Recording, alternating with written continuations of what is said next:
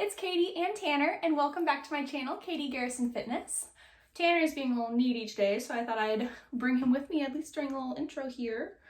And today we'll be talking about how to better align the pelvis and the lumbar spine during exercise, as well as some different muscles we might need to strengthen and some muscles we might need to stretch out a little bit. So here we go.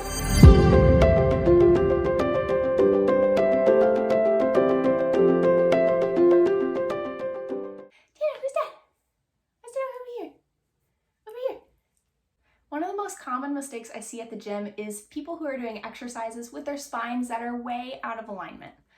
So what I mean by that, most exercises should be done with a neutral spine. There's some exercises where we need either a little bit of an arch or a little bit of a round through the spine. Hello. Oh, thank you. Okay. But for the most part, a lot of exercises should be done with a neutral spine so that we can properly brace the core and use the back muscles to help support the spine and the load throughout the exercise. So for today, we're going to be predominantly talking about the lumbopelvic hip complex and what that means for our low spine and pelvis specifically. Next week, I'm going to make a video on part 2 with the upper spine and what that means for hunching over our desk, how to roll those shoulders back, and what that means for our upper spine. So first, to understand what our neutral spine should look like, we should also take a look at some other issues that we find commonly in the spine. So here I'll go ahead and put in a photo of a normal neutral spine and what that should look like if we're just standing nice and upright. And next, I'll go ahead and put a picture of a condition called lordosis, which is an over-exaggeration or an extra curve in the low back or the lumbar spine. This is what we're going to be talking about predominantly today, but I'll go ahead and show you a couple other common spinal disalignments. The next one we have here is called kyphosis, which is an exaggerated arching in the upper or thoracic cervical vertebrae. So that's what we're going to be talking about next week in our video on the upper spine. And then finally, the last misalignment that we usually see in the spine is called scoliosis. This is a chronic condition that has to be dealt with over time, and exercise has been shown to improve this condition over time, so make sure to talk to your doctor before you start exercising.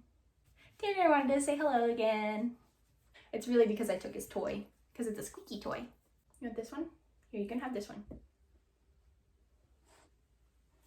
Okay, bye-bye. So now that we've seen a couple disalignments of the spine, let's focus on our pelvis. So the pelvis has a neutral, typically a neutral position where if you think about the pelvis, it's shaped like a bowl.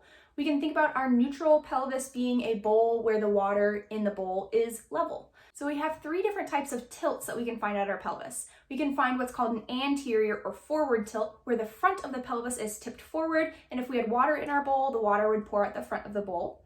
You can think of a posterior or backwards tilt where your bowl is tilted backwards and the water would tip out the back of the bowl.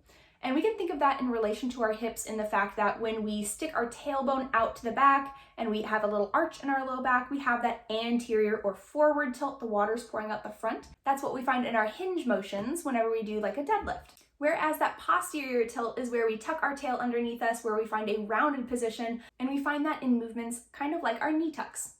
And our final tilt here is called a lateral tilt. So that's when we drop one hip to the side, kind of like we're standing when we're propped up on one leg and the other leg is just out to the side. We can also find this in hip hikes where we actively lift one hip up. So thinking about the alignment of our spine and our hips, we're going to find the topic of today's video, which is on what's called lower cross syndrome. And this is where we find an over-exaggerated arching or lordosis in our low back. And this is also where we find that anterior or forward tilt where we're sticking that tailbone out to the back in our hips. And this is a muscular imbalance that happens when we have over-tight, overactive muscles that need to be stretched out. And on the other side, we have underactive or weakened muscles that need to be strengthened. Lower cross syndrome is usually caused by overly long periods of sitting. So it's not something that happens overnight. It's developed over time as we sit for prolonged periods of time. And lower cross syndrome can have a whole lot of different issues too for us. It can cause stress and strain on the lower back. It can also put strain on the knees, and it can also stress the hamstrings out. So getting into lower cross here, I'm going to put an illustration up to the side, and this is going to show you where we have our underactive or weak muscles and where we have our overactive or tightened muscles. And you'll see here why it's called lower cross syndrome, because it makes kind of an X shape across our lumbopelvic hip complex.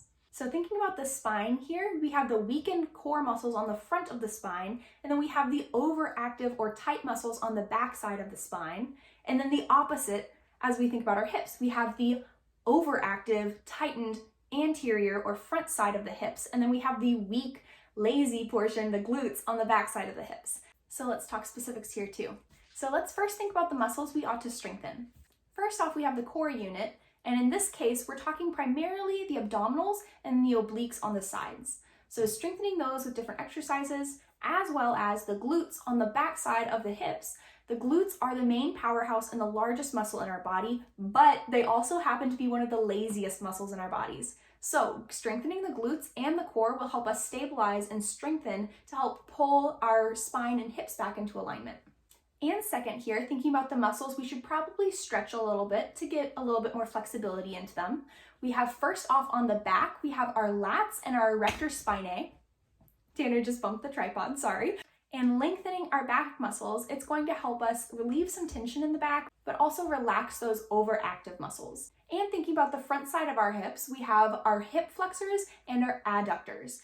And by lengthening these muscles, we're also allowing our glutes and our core muscles to bring those hips and spine back into alignment. So here's a couple practical ways you can do this yourself at the gym. First off, adding in strengthening muscles for our core unit, our abs and our obliques, as well as adding in exercises for our glutes like hip bridges, hip thrusts. We even have deadlifts and lunges, things like that help strengthen your glutes. And for our stretching, we can also think about doing stretches for our adductors, which are on the insides of the thighs, and the hip flexors, which are on the front of the hips, as well as those spinal muscles and our lats in our back. So one great way to hit all of these things at once is to do a yoga class. Personally, I love yoga. It's my first love. It was my first certification I ever got.